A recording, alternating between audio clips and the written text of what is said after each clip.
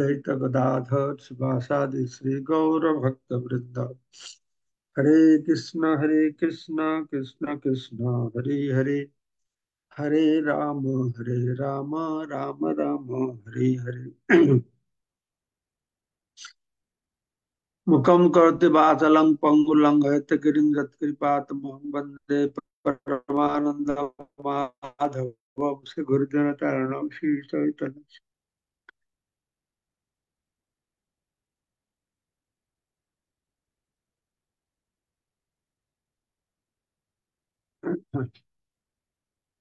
গত শ্লোকে কি পাঠ হয়েছিল আমার ততটা মনে নেই।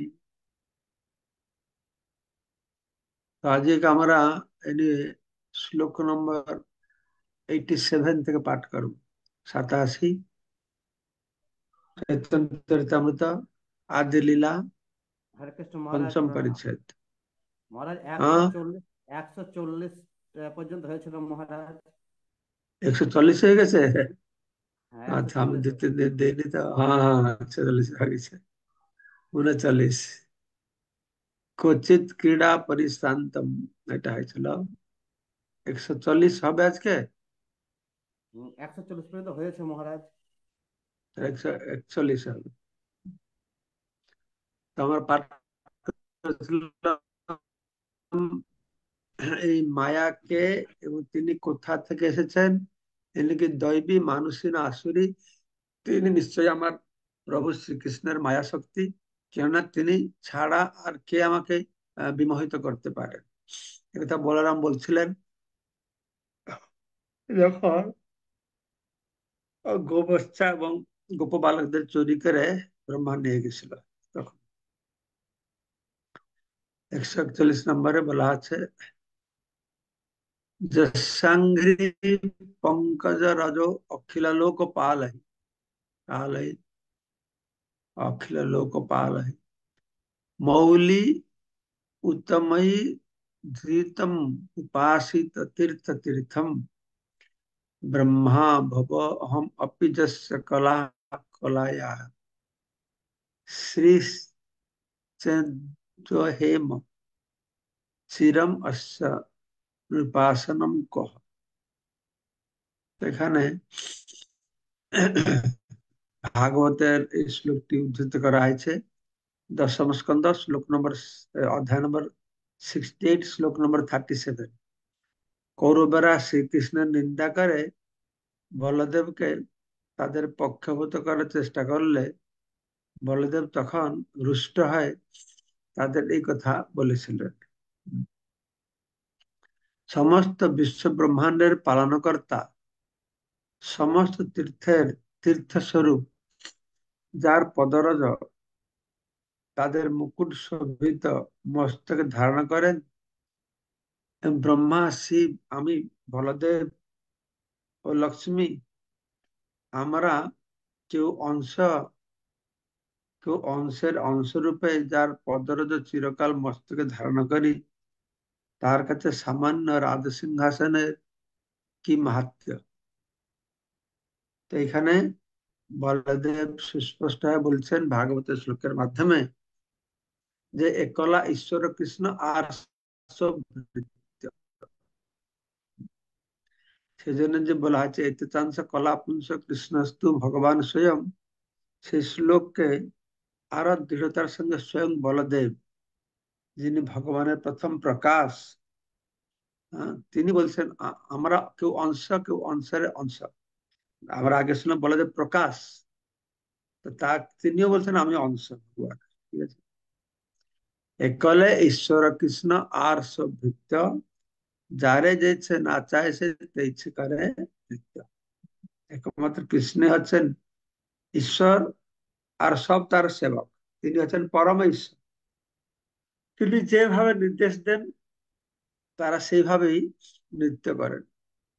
এই মত চৈতন্য গোসাই একলে ঈশ্বর, আর সব পারিষদ কেহ বা কিঙ্কর। তো চৈতন্য গোসাই সেইভাবে একমাত্র নিয়ন্তা, কেননা তিনি হচ্ছেন কৃষ্ণ।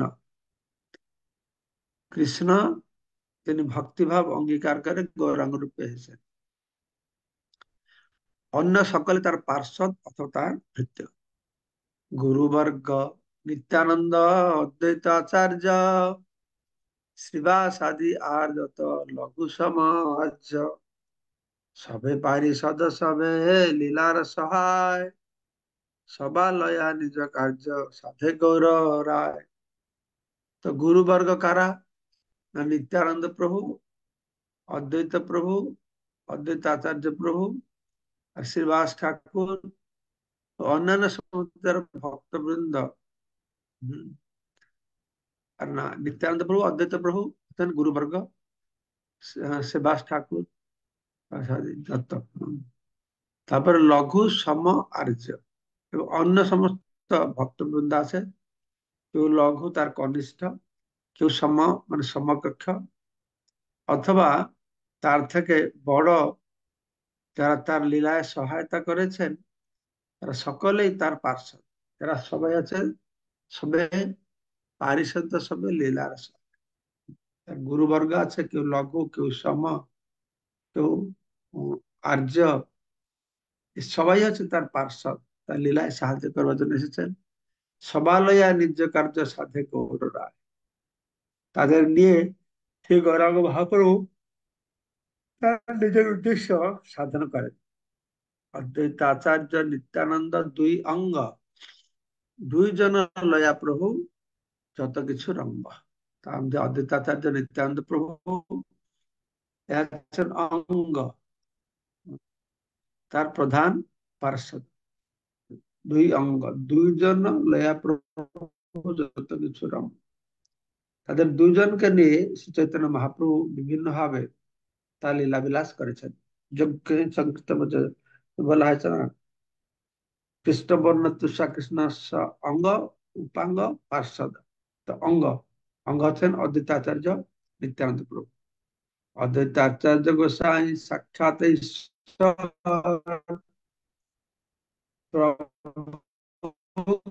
গুরু করি মানে তিহ তো কিঙ্কর। অদ্বৈতাচার্য প্রভু হচ্ছেন সাক্ষাৎ পরমেশ্বর ভগবান। যদিও চৈতন্য মহাপ্রভু তাকে গুরু রূপে সম্মান করতেন, তবু অদ্বৈতাচার্য হচ্ছেন তার ভৃত্য। তাৎপর্য, শ্রী চৈতন্য মহাপ্রভু অদ্বৈত প্রভুকে পিতার মতো সম্মান করতেন, কারণ অদ্বৈত আচার্য প্রভু ছিলেন তার পিতার থেকেও বয়সে বড়। তবু অদ্বৈত আচার্য প্রভু সবসময় নিজেকে শ্রী চৈতন্য মহাপ্রভু দাস বলে অভিমান করতেন। অদ্বৈত আচার্য প্রভু এবং শ্রী চৈতন্য মহাপ্রভুর দীক্ষাগুরু ঈশ্বরপুরী দুজনেই ছিলেন শ্রীপাদ মাধবেন্দ্র পুরীর শিষ্য। অদ্বৈত আচার্য প্রভু আর চৈতন্য মহাপ্রভু গুরুদেব হচ্ছেন ঈশ্বরপুরী। হ্যাঁ, এরা দুজন মাধবেন্দ্র পুরীর কাছ থেকে দীক্ষা নিয়েছিলেন। তো মাধবেন্দ্র পুরী ছিলেন নিত্যানন্দ প্রভুরও গুরু। তাহলে অদ্বৈতাচার্য, নিত্যানন্দ প্রভু আর ঈশ্বরপুরী, হ্যাঁ, এরা সব মাধবেন্দ্র পুরীর শিষ্য ছিলেন। আর ঈশ্বরপুরী শিষ্য ছিলেন মহাপ্রভু। তো এইভাবে চৈতন্য মহাপ্রভুর কুলতাতা রূপে অদ্বৈত প্রভু সর্বদাই পূজনীয় ছিলেন। কারণ অদ্বৈতাচার্য মহাপ্রভু পূজনীয় ছিলেন কারণ তিনি তার গুরুদেবের গুরু ভাই। কারণ গুরুদেবের গুরু ভ্রাতাদের গুরুদেবের মতোই সম্মান করা উচিত। এই সমস্ত কারণে শ্রী চৈতন্য মহাপ্রভু অদ্বৈত আচার্য প্রভুকে গুরুর মতো সম্মান করতেন।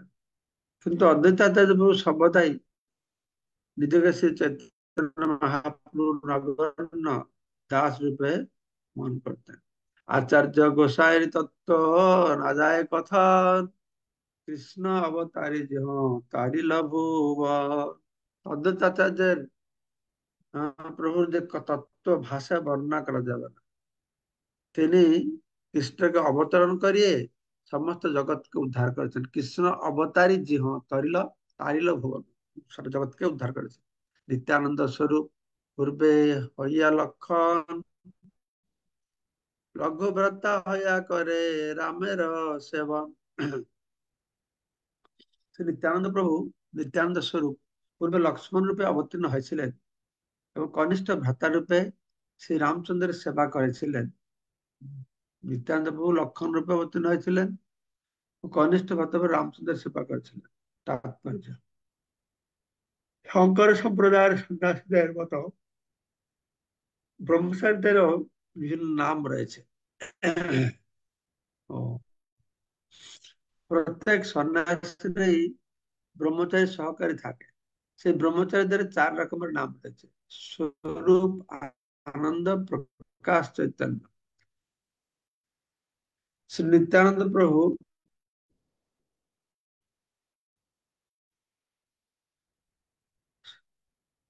ব্রহ্মচারী রূপে তার নাম নিত্যানন্দ স্বরূপ।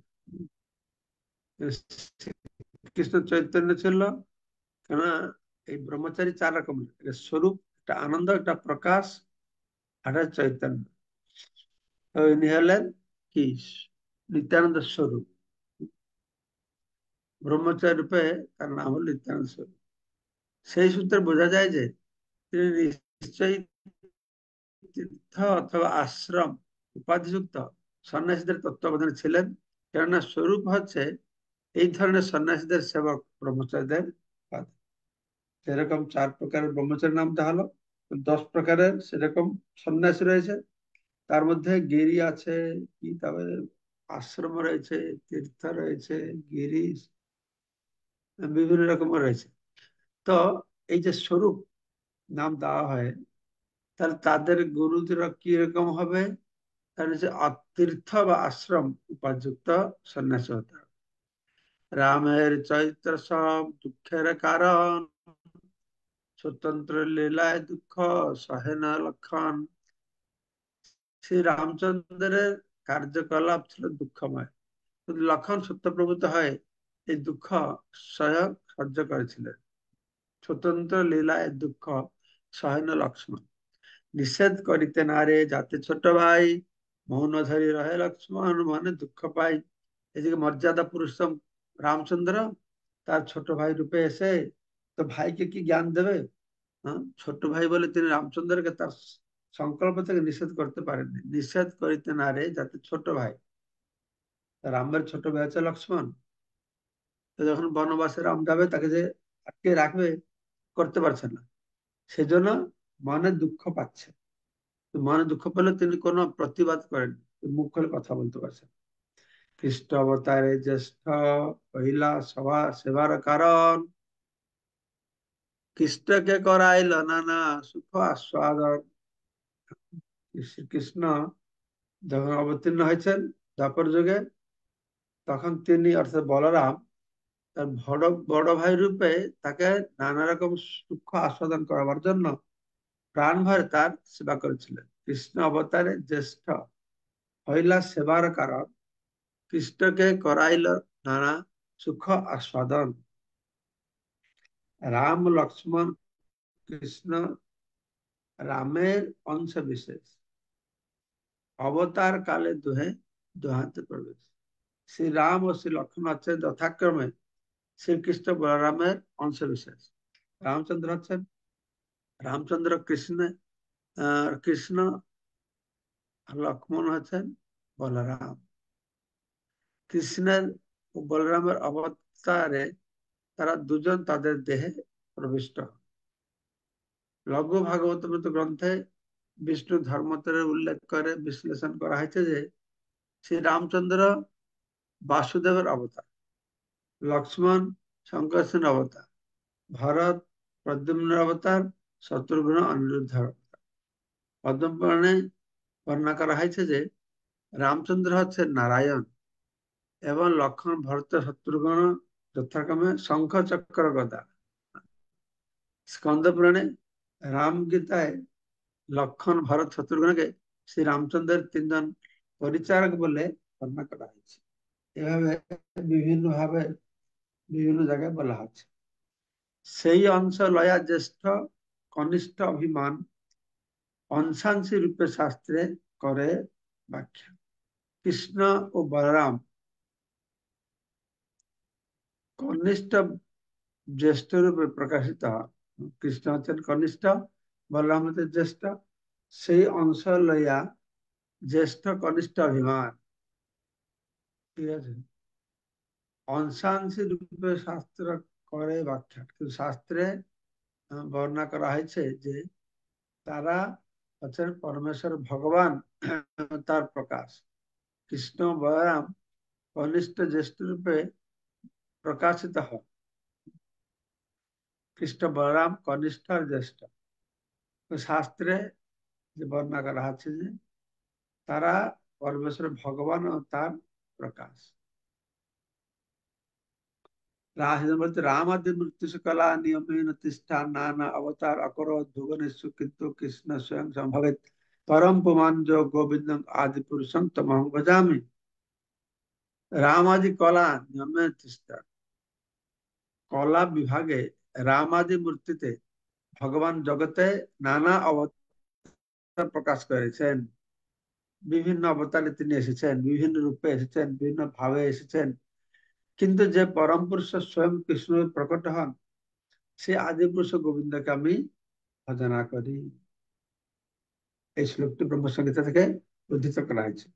শ্রী চৈতন্য সেই কৃষ্ণ নিত্যানন্দ রাম, নিত্যানন্দ পূর্ণ করে চৈতন্যের কাম।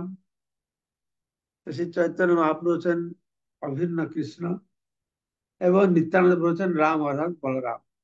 নিত্যানন্দ পূর্ণ করে চৈতন্যের কাম।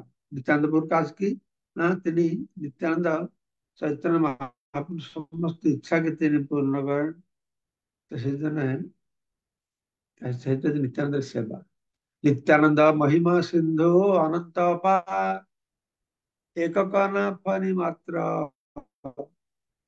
से कृपाता। तो नित्यानंद प्रभु महिमा रूप समुद्र अत्यंत नित्यानंद प्रभु महिमा रूप समुद्र अनंत अपार तार कृपाते केवल आमी तार एक बिंदु स्पर्श करते पाए। আর এক শূন্যতার কৃপার মহিমা অধম জীবের চড়াইল ঊর্ধ্বসীমা। তো তার কৃপার আরেকটি মহিমা দয়া করে শ্রবণ করুন। তিনি অধম জীবকে সর্বোচ্চ স্তরে উন্নীত করালেন। বেদ গৃহ কথাই অযোগ্য কহিতে তথাপি কহিতে তার কৃপা প্রকাশিত।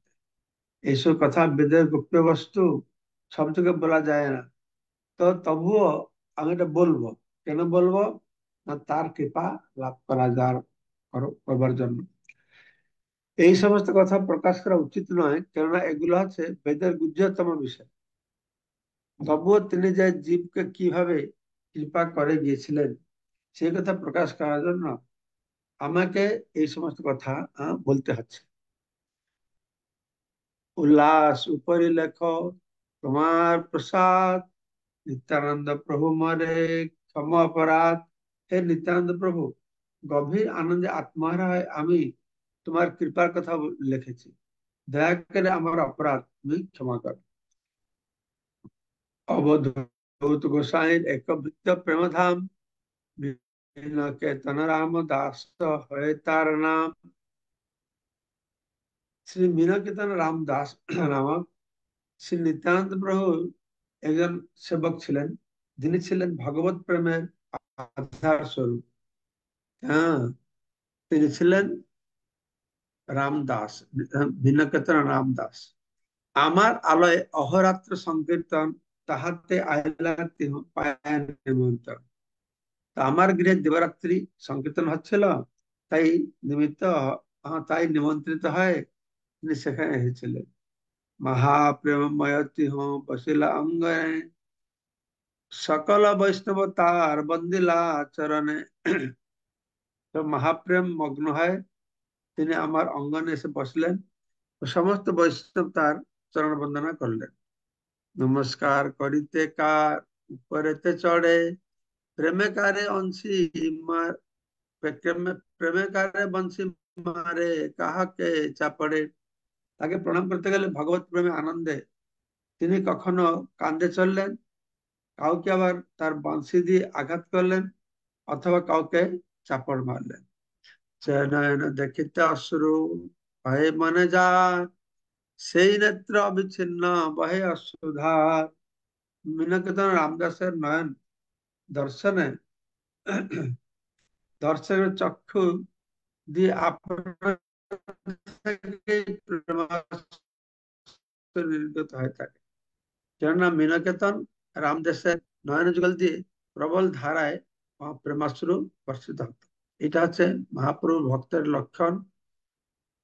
যে মহাপ্রভুর প্রেম পাবে, আর যে তাকে দেখে তারও প্রেম পাবে। কভু কোন অঙ্গে দেখি পুলক কদম্ব, এক অঙ্গে জাড্যতার আর অঙ্গে কম্প। কখনো তার হৃদয়ে কোন অঙ্গে কদম ফুলের মতো পুলক প্রকাশিত হচ্ছিল, কখন তার দেহে কোন অঙ্গ স্তম্ভিত হচ্ছিল, অন্য কোন অঙ্গ কম্পিত হচ্ছিল। নিত্যানন্দ বলি যবে করেন হুঙ্কার, তাহা দেখে লোকে হয় মহা চমৎকার। আর তিনি যখন নিত্যানন্দ বলে হুঙ্কার করতেন, তখন তার পায়ের তখন তার চারপাশের মানুষের হৃদয়ে বিস্ময় চমৎকৃত হচ্ছিল। গুণা গুণার্ণব মিশ্র নামে এক বিপ্র আর্য, শ্রীমূর্তির নিকটে দেহ করে সেবা কার্য। তো গুণার্ণ নামে একজন আর্য ব্রাহ্মণ ছিলেন, তার নাম ছিল গুণার্ণব মিশ্র। তো ভগবান শিব বিগ্রহের সেবা প্রতি তিনি খুব নিষ্ঠা আকৃষ্ট ছিলেন। অঙ্গনে আসিয়াতে না কইলে সম্ভাস, তাহা দেখে ক্রুদ্ধ হইয়া বলে রামদাস। গুণার্ণব মিশ্র তিনি কি করতেন না, ভগবান বিগ্রহ সেবায় খুব মত্ত থাকতেন। একবার অঙ্গনে এসেছেন, এসেই রামদাস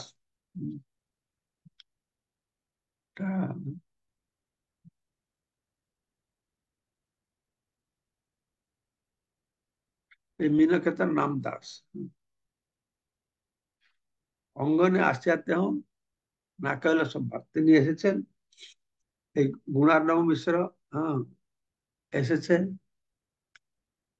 গুণার্ণব মিশ্র নামে এক আর বিপ্র আর্য শ্রীমূর্তি নিকটে তেহ করে সেবা কার্য। অঙ্গনে আসিয়া তেহ না কইলে সম্ভাস, তাহাদের ক্রুদ্ধ হইয়া বলে রামদাস। তো শ্রী মিনকেতন রামদাস যখন অঙ্গনে বসছিলেন, তখন সেই ব্রাহ্মণ সেখানে এসে তাকে সম্মান প্রদর্শন করে না, এই গুণার্ণব যে করে না। তাদেরকে মিনকেতন রামানন্দ ক্রুদ্ধ হয়ে বললেন, এই তো দ্বিতীয় সূত্র রোমহর্ষণ, বলদেব দেখি যে না কইল প্রত্যুদ্গম প্রত্যুদ্গম। এখানে আমি দ্বিতীয় রোমহর্ষণ সূত্রকে দেখছি, যে বলরামকে দর্শন করে উঠে দাঁড়িয়ে শ্রদ্ধা প্রদর্শন করেননি।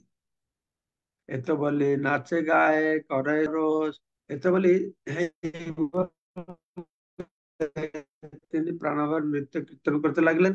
কিন্তু সেই ব্রাহ্মণ ক্রুদ্ধ হলেন না, কেননা তিনি তখন শ্রীকৃষ্ণের সেবা করছিলেন। ঠিক আছে, আমরা আজকে কালকে পড়বো। আজকে আমি খুব ক্লান্ত হয়ে পড়েছি একটু, আগামীকালকে পড়বো। আমি আজকে অ্যাডিলেডে আছি, আগামীকালকে আজকে আমি যাব মেলবোর্ন, সেখানে 4 দিন থাকা হবে। তার সাথে তখন ক্লাসটা সুষ্ঠুভাবে করা যাবে। টাইম এখন তো আমাদের এখানে কত টাইম হলো, এখন আমরা ওখানে 11টা বেজে গেছে, দুপুর 11টা বেজে গেছে।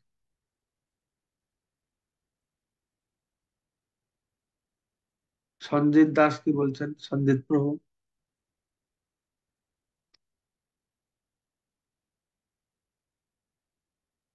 হরে কৃষ্ণ মহারাজ, দণ্ডবোধ প্রণাম। মহারাজ শুনছেন? বলো। হ্যাঁ বলো। তো মহারাজ, আমার প্রশ্ন ছিল যে আমি দীক্ষা নিতে চাই। দীক্ষার কথা কি এখানে আলোচনা আছে? না আপনি মহারাজ, কোথা থেকে বলছেন, বাংলাদেশ থেকে? না মহারাজ, করিমগঞ্জ থেকে আসাম। হ্যাঁ, করিমগঞ্জ থেকে আসাম, করিমগঞ্জ, আসাম একটা করিমগঞ্জ আছে নাকি? হুম। ও হ্যাঁ, করিমগঞ্জ, করিমগঞ্জ, হ্যাঁ, হাইলাকান্দি, করিমগঞ্জ। তো সেটা আপনি সে মন্দিরের পাশাপাশি কোনো মন্দিরের সঙ্গে যোগাযোগ করবেন, তারা গাইড করে দেবে, ঠিক আছে? তো করিমগঞ্জে যে মহারাজ স্কুল মন্দির যে আছে, হুম। ম্যানেজমেন্ট অত নাই আর কি। তারা বললে কিছু হয় না মহারাজ, 3 বছর থেকে বলছি তাদেরকে, তারা আজকে কালকে এরকম করছে না। আপনি শিলচর মন্দিরে যোগাযোগ করুন, শিলচরে আছে। মহারাজ তারা কইলে কি দেওয়া যে যখনই টাইম আয় তখন কয় যে মনে করাইলা না কেন, তারা কোয়ার পরও তারা মনে বারবার খালি একই প্রশ্ন কয় যে আমার কইলা না কেন, ও কইলা না তোমার এগুলো এখানে আলোচনা নয়, আপনি একজনের সাথে পার্সোনালি ভালো সম্পর্ক করুন, দীক্ষার জন্য আপনাকে ধরতে হবে না, যার সাথে আপনি যোগাযোগ রাখবেন ও আপনাকে দীক্ষা নিয়ে দেবে। তারাই তো দীক্ষা মহারাজ যিনি আমরা। এখানে দীক্ষা আমরা নেয় উনি দীক্ষা নিতে চায় না, যারা যাদের মাধ্যমে আপনি ভক্তি করবেন ওরা আপনাকে দীক্ষা নিয়ে দেবে, এটা আপনার বিষয় না। না, তারা তো মহারাজ হচ্ছে না, না তারা তো বলছে আমরা তো করিমগঞ্জ থেকে, তো আমরা তার কোথায় যাবো মহারাজ, আমরা তো আসতে যে কারো ইমামবাড়ি যাব। একজনের সাথে আপনি ভালো সম্পর্ক করুন, ওরা দীক্ষা নিয়ে দেবে। এটা আপনি ব্যক্তিগত আলাদা করে আলোচনা করবেন আমার সঙ্গে। এখানে শুধু চৈতন্য চরিতামৃত আলোচনা হবে, ঠিক আছে? আপনার বিদ্যুৎ প্রভু বলুন, বিদ্যুৎ প্রভু। হরে কৃষ্ণ, ধন্যবাদ, প্রণাম মহারাজ আপনার শ্রীচরণে। মহারাজ, ওই 141 নম্বর শ্লোকের অনুবাদে বলা হচ্ছে, সমস্ত বিশ্ব ব্রহ্মাণ্ডের পালন কর্তারা সমস্ত তীর্থের তীর্থ স্বরূপ, যার পদরজ তাদের মুকুট শোভিত মস্তকে ধারণ করেন। আচ্ছা, এখানে তীর্থের তীর্থ স্বরূপ স্বরূপ এই তীর্থ স্বরূপ বলতে কি ওই তীর্থের ইষ্ট দেবতা বা মানে এরকম কাউকে বোঝাচ্ছে কিনা? তীর্থ স্বরূপটা বলতে কি বোঝাচ্ছে মহারাজ? প্রশ্ন ঠিক বুঝতে পারলাম না। মানে এখানে প্রশ্ন ঠিক বুঝতে পারছেন? প্রশ্ন, কত আমার নম্বর প্রশ্ন, শ্লোকে বলছে? এটা 141 নম্বর শ্লোক। 141? হ্যাঁ। অনেক আগের কথা। হ্যাঁ, একবারে আজকের প্রথম শ্লোকটা, আজকে যেখান থেকে শুরু হয়েছে আর কি। 141, 41 তাৎপর্য তাই বলছে? না, অনুবাদে অনুবাদে প্রথম লাইনে এটা বলা আছে, সমস্ত তাৎপর্য। বিশ্ব ব্রহ্মাণ্ডের পালন কর্তারা এটা? হ্যাঁ হ্যাঁ হ্যাঁ হ্যাঁ হ্যাঁ। সমস্ত বিশ্ব ব্রহ্মাণ্ডের পালন কর্তারা সমস্ত তীর্থের তীর্থস্বরূপ, যার পদরজ তাদের মুকুট শোভিত মস্তকে ধারণ করে। মানে বিশ্ব ব্রহ্মাণ্ডের যারা পালনকর্তা সমস্ত তীর্থেরও তীর্থস্বরূপ, অর্থাৎ সেগুলি তীর্থ হয়েছে এদের দরুন, তীর্থের তীর্থস্বরূপ।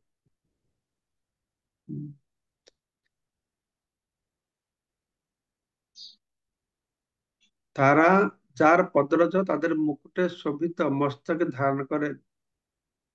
শিব আমি বলদেব, এখানে বলা আছে বিশ্ব ব্রহ্মাণ্ডের পালনকর্তা তারা তীর্থেরও তীর্থস্বরূপ। মানে কি? যার দরুন তীর্থ তীর্থ হয়েছে তাকে বলা আছে তীর্থেরও তীর্থস্বরূপ। ঠিক আচ্ছা আছে? আচ্ছা। হ্যাঁ,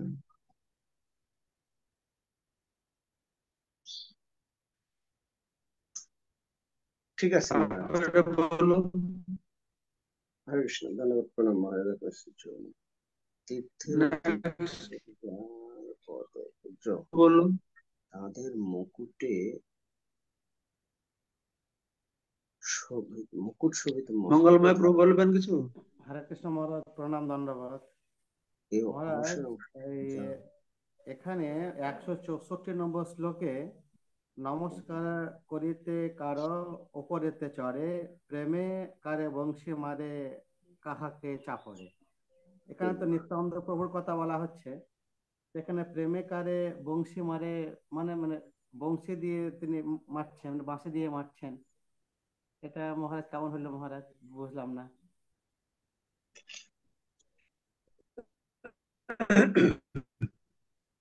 অবধূত গোসাইয়ের এক ভৃত্য প্রেম ধাম। অবধূত আছেন কে? নিত্যানন্দ প্রভু। তার একজন সেবক ছিলেন, তার নাম হচ্ছে মীনকেতন রামদাস। ঠিক আছে? তো আমার আলয়ে অহরাত্র সংকীর্তন, আমার গৃহে দিবারাত্র সংকীর্তন হচ্ছিল। এবং তাই নিমন্ত্রিত হয়ে তিনি সেখানে এসেছিলেন। এই মীনকেতন রামদাস তিনি এসেছিলেন। महाप्रेममय तेह बसिला अंगने सकल বৈষ্ণবতার বন্দিলা চরণে। মিনকেতন রামদাস তো খুব প্রেমময় ছিলেন, তাই যখন এসেছেন সমস্ত বৈষ্ণব তার চরণ বন্দনা করেছেন। তো নমস্কার করিতে কার উপরেতে চড়ে, প্রেমে কারে বংশী মারে কাহাকে চাপড়ে। তাকে প্রণাম করতে গেলে তো তিনি কি করতেন, ভগবত প্রেমে আনন্দে কান্দে চড়তেন, কাকে উপরে চড়ে, আর কাকে চাপড় মারতেন, আবার কাউকে তার বংশী দিয়ে তিনি আঘাত করতেন। তো মিনকেতন রামদাসের নয়ন দর্শনে দর্শকের চক্ষু দিয়ে আপনা থেকে প্রেমাশ্রু নির্গত হতে থাকে। কেননা মিনকেতন রামদাসের নয়ন যুগল দিয়ে প্রবল ধারায় প্রেমাশ্রু বর্ষিত হচ্ছিল। কখনো তার দেহের কোন অঙ্গে কদম ফুলের মতন পুলক প্রকাশিত হচ্ছিল, কখন তার দেহে কোন অঙ্গ স্তম্ভিত হচ্ছিল, অন্য কোন অঙ্গ কম্পিত হচ্ছিল। তিনি যখন নিত্যানন্দ প্রভুর নাম নিয়ে হুঙ্কার করছিলেন, তখন তার চারপাশের মানুষের হৃদয় বিস্ময়ে চমৎকৃত হচ্ছিল। তো গুণার্ণব মিশ্র নামক এক ব্রাহ্মণ ভগবানের শিব বিগ্রহে সেবা করছিলেন। মিনকেতন রামদাস যখন অঙ্গনে বসছিলেন, সে ব্রাহ্মণ সেখানে এসে তাকে সম্মান প্রদর্শন করলো না, সে বিগ্রহ সেবা করছিল। তাই দাস সবাই এসেছে, প্রণাম করছে, সে করে না। তা দেখে মিনকেতন রামদাস ক্রুদ্ধ হয়ে বললেন যে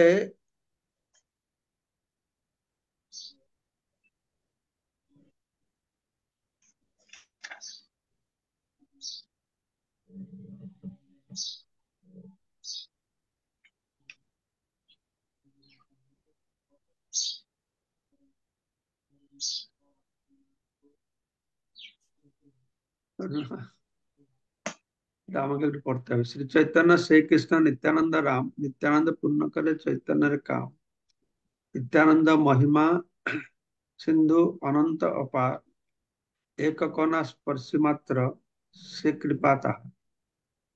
বেদগৃহ কথাই অযোগ্য কহিতে, তথাপি কহিয়ে তার কৃপা প্রকাশিতে। উল্লাস উপরি লেখ তোমার প্রসাদ, নিত্যানন্দ প্রভু মোর ক্ষম অপরাধ।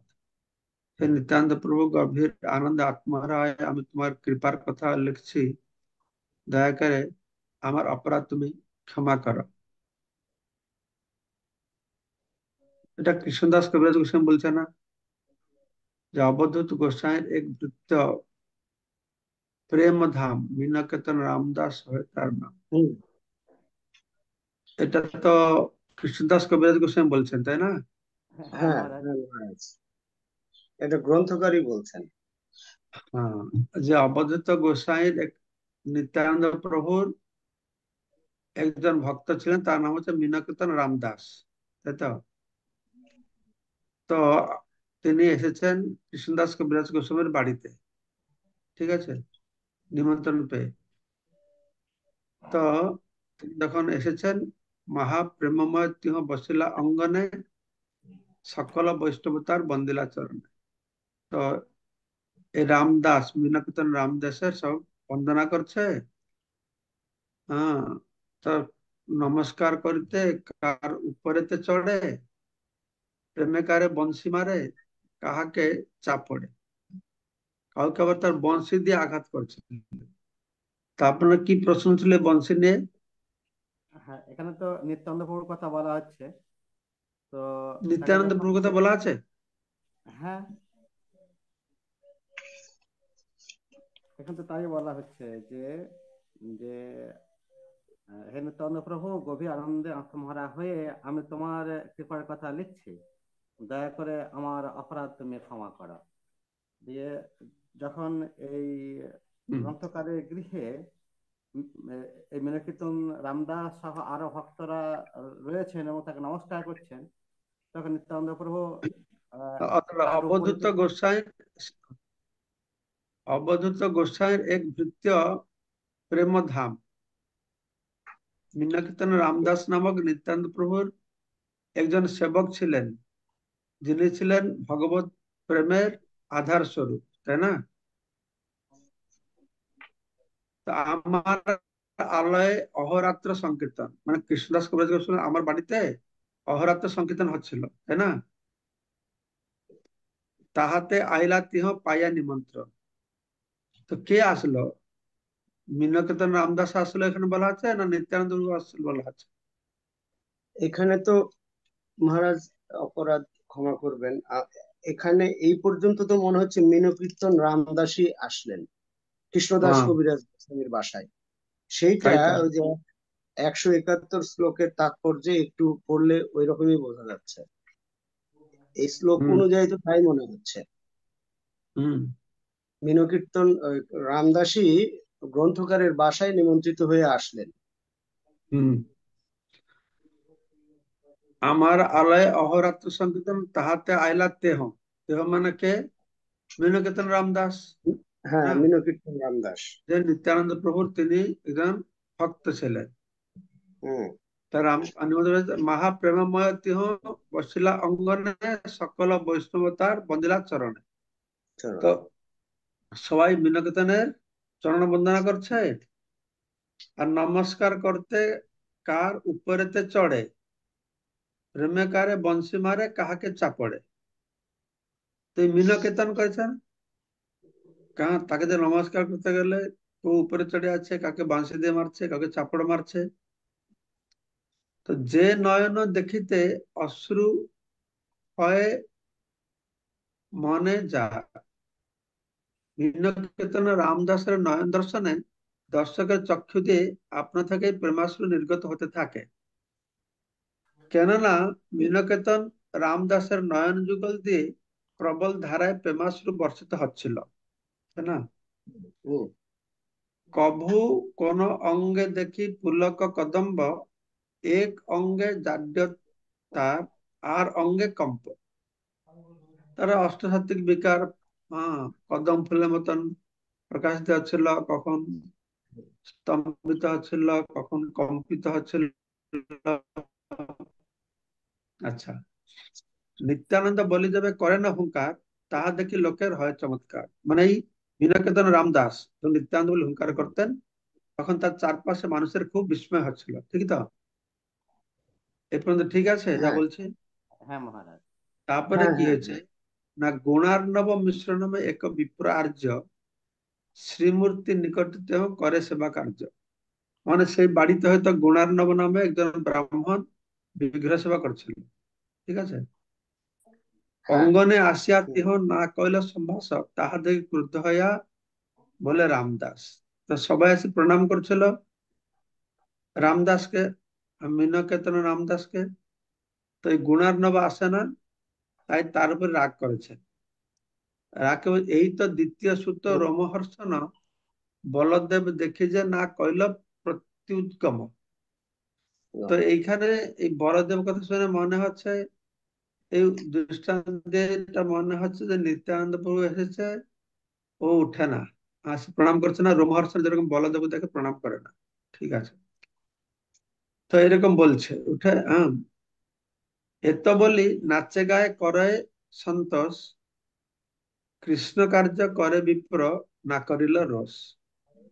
তো তখন এইটা বলে মীনকেতন কি করছে, নাচছে গাইছে। কিন্তু ব্রাহ্মণ যে ছিল গুণার্ণব ব্রাহ্মণ, হ্যাঁ, সে গুণার্ণব। তার সেবা করে যাচ্ছে। তখন তিনি কৃষ্ণ সেবায় মগ্ন আছে, ঠিক আছে? তো এখানে তাৎপর্য বলা আছে, মীনকেতন রামদাস ছিলেন নিত্যান্ত প্রভু একজন মহান ভক্ত। তিনি যখন ছিল কৃষ্ণদাস কবিরাজ গোস্বামীর গৃহে আসেন, তখন গুণার্ণব মিশ্র নামক পূজারী গৃহে স্থাপিত শ্রী বিগ্রহের পূজা করছিলেন। তিনি শ্রদ্ধা সহকারে মীনকেতন রামদাসকে সম্ভাষণ করেননি। এইরকম একটা ঘটনা ঘটেছিল। তো নৈমিষারণ্যে সমবেত ঋষিদের সভায় রোমহর্ষণ সূত শ্রীমদ ভাগবত পাঠ করছিলেন।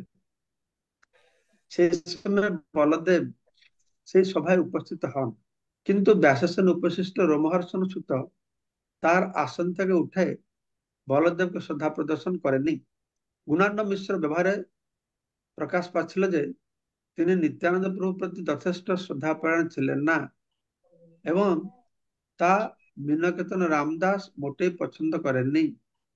সেজন্য মীনকেতন রামদাস এই ব্যবহার কখনোই ভক্তের কাছে দোষযুক্ত নয়।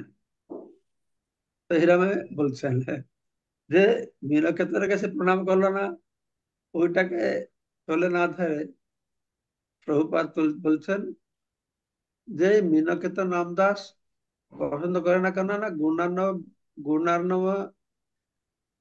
গুণার্ণব মিশ্রের ব্যবহার প্রকাশ পাচ্ছিল যে নিত্যানন্দ প্রভুর প্রতি যথেষ্ট শ্রদ্ধা প্রাণে ছিলেন না। ঠিক আছে, জি কি মহারাজ। লেখা? উৎসবান্তে গেলাতিহ করিয়া প্রসাদ, মোর ভ্রাতা সনে তার কিছু হইল বাদ। উৎসব শেষে মীনকেতন রামদাস যখন সকলকে আশীর্বাদ করে চলে গেলেন, তখন আমার ভাইয়ের সঙ্গে তার কিছু কথা কাটাকাটি হয়। কার ভাইয়ের সঙ্গে? কৃষ্ণদাস কবিরাজ গোস্বামী ভাইয়ের কৃষ্ণদাস সঙ্গে কবিরাজ। মীনকেতন রামদাসের কথা কাটাকাটি হয়, তাই তো? হ্যাঁ,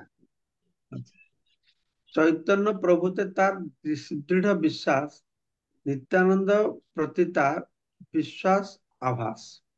আবাস। তো কার? মানে আমার ভাই। হুম,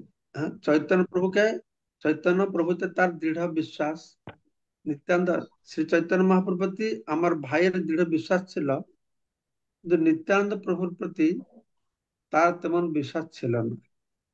ইহা জানি রামদাসের দুঃখ হইল মনে, তবে তো ভ্রাতের আমি করিনু ভর্ৎসনে। তা জেনে রামদাস অন্তরে ব্যথিত হয়েছিলেন, সেজন্য আমি আমার ভাইকে ভর্ৎসনা করেছিলাম। দুই ভাই এক তনু সমান প্রকাশ, নিত্যানন্দ না মানো তোমার হবে সর্বনাশ। আমি বলেছিলাম তাকে, সে দুই ভাইয়ের তনু এক, তাদের প্রকাশ অভিন্ন, তুমি যদি নিত্যানন্দ প্রভুকে না মানো তাহলে তোমার সর্বনাশ হবে। একে তো বিশ্বাস, অন্যে না করো সম্মান। একে তো বিশ্বাস, একজনকে বিশ্বাস করো, আরেকজনকে সম্মান করো না। অর্ধ কুকুরটার ন্যায় তোমার প্রমাণ। তাহলে তোমার এই প্রমাণ অর্ধ কুকুরটার ন্যায় এই মতো হবে। কিংবা দোহা না মানিয়া হত পাষণ্ড, একে মানি আরে না মানি এই মতো ভণ্ড। একজনকে মেনে অপরজনকে না মেনে ভণ্ড হওয়া থেকে দুইজনকেই না মেনে পাষণ্ড হওয়া শ্রেয়।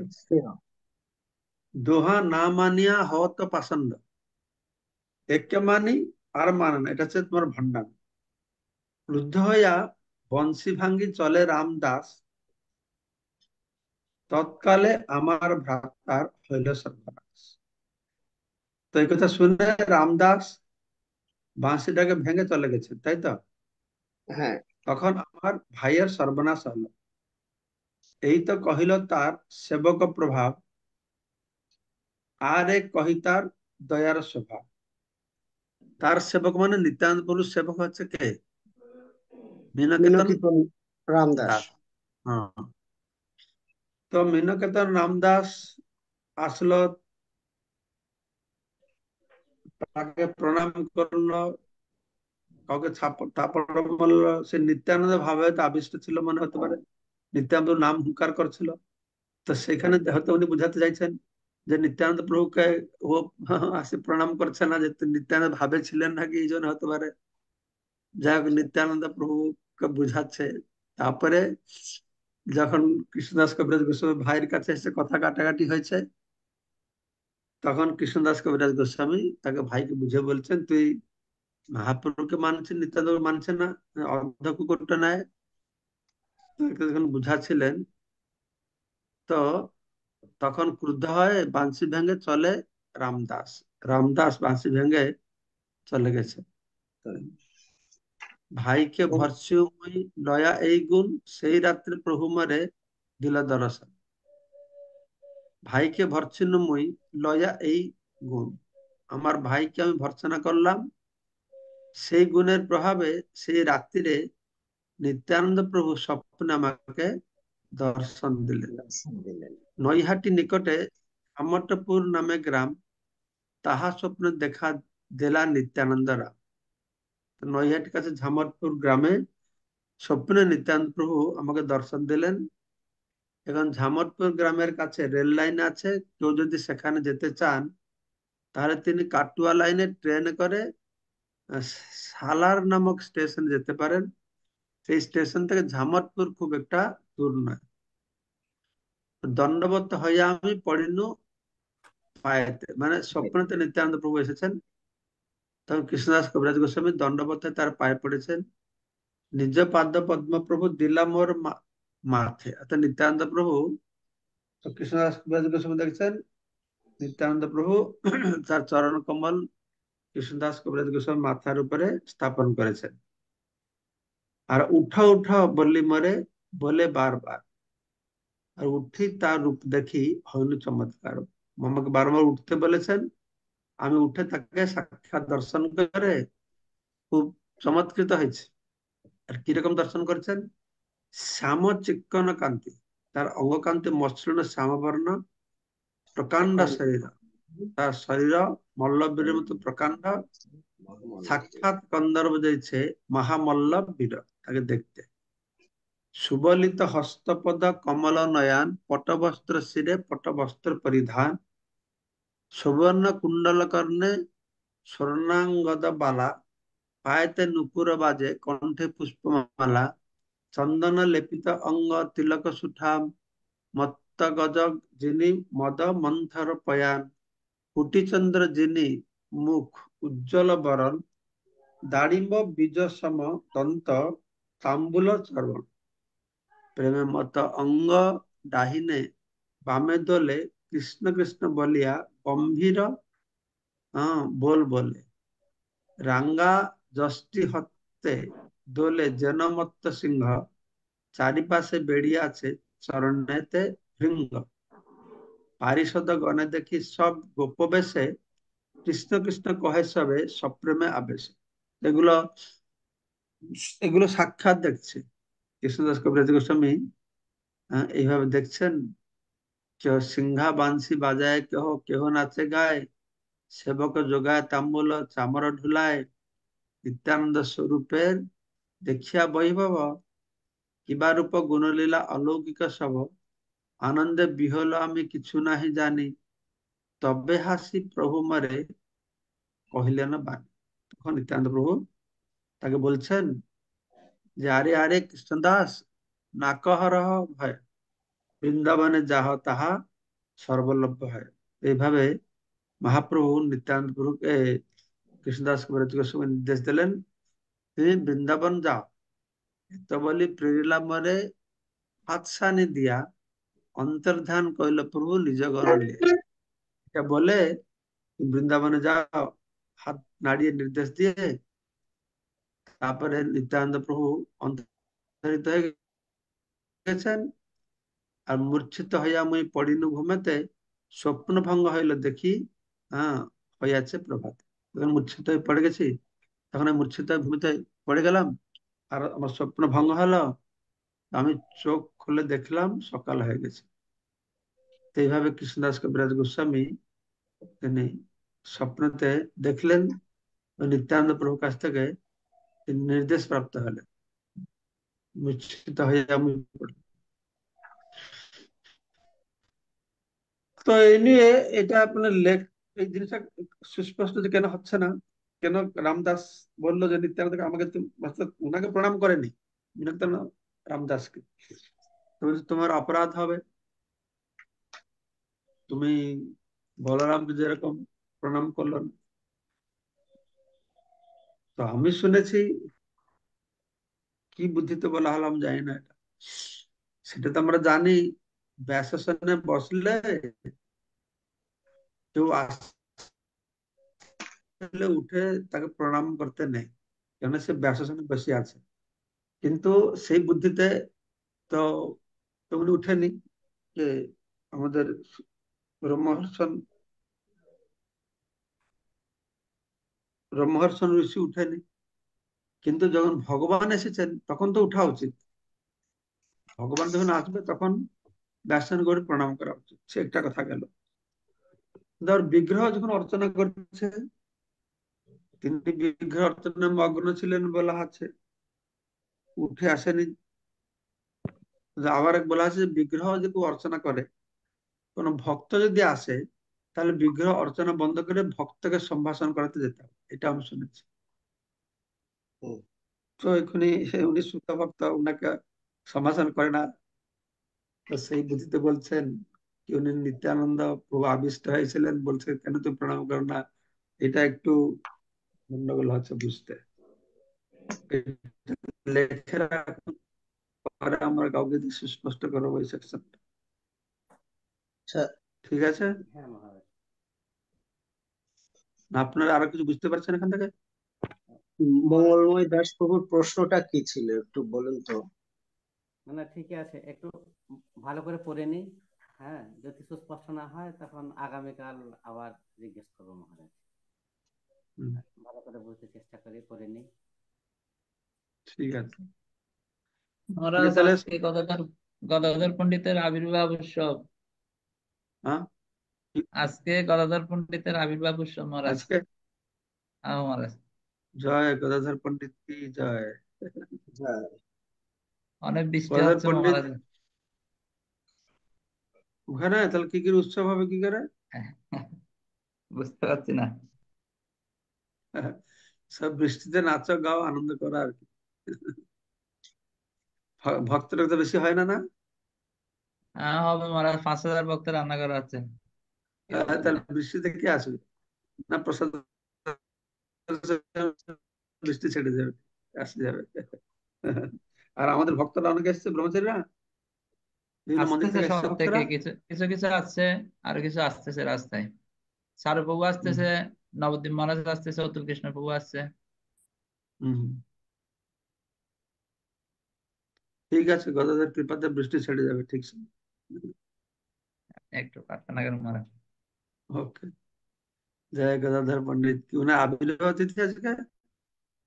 হ্যাঁ আবির্ভাব তিথি মহারাজ, 538তম আবির্ভাব না ছিল? হুম, হুম, আবির্ভাব। ঠিক আছে তাহলে। जय वंशा कल्पतरुभ्यश्च कृपा सिन्धुभ्यः च पतितानां पावनेभ्यो वैष्णवेभ्यो वैष्णवेभ्यो नमो नमः। नमो नमः। जय महाराज।